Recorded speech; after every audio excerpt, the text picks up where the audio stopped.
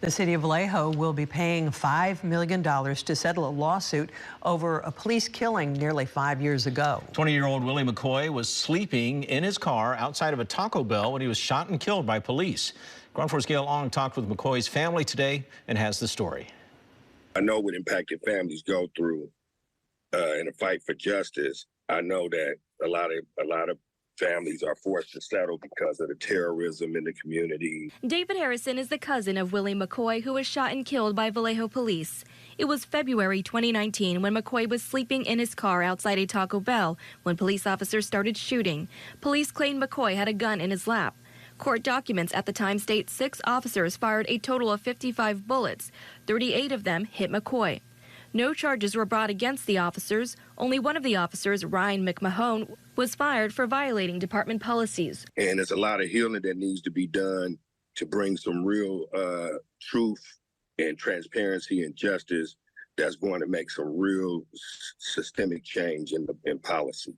Almost 5 years later, the city of Vallejo announced a $5 million settlement with the McCoy family.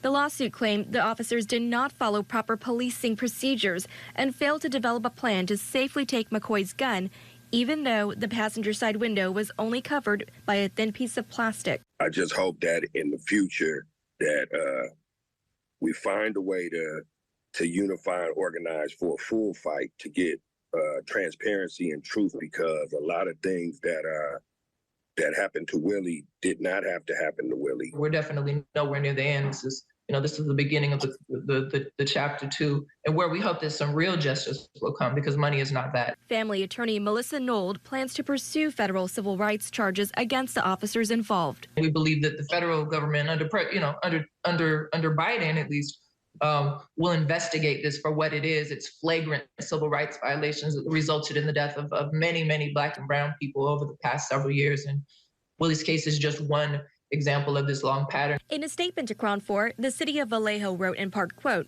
"The settlement includes an agreement by all parties that the settlement does not imply an admission of liability or wrongdoing by the city of Vallejo or any city employee.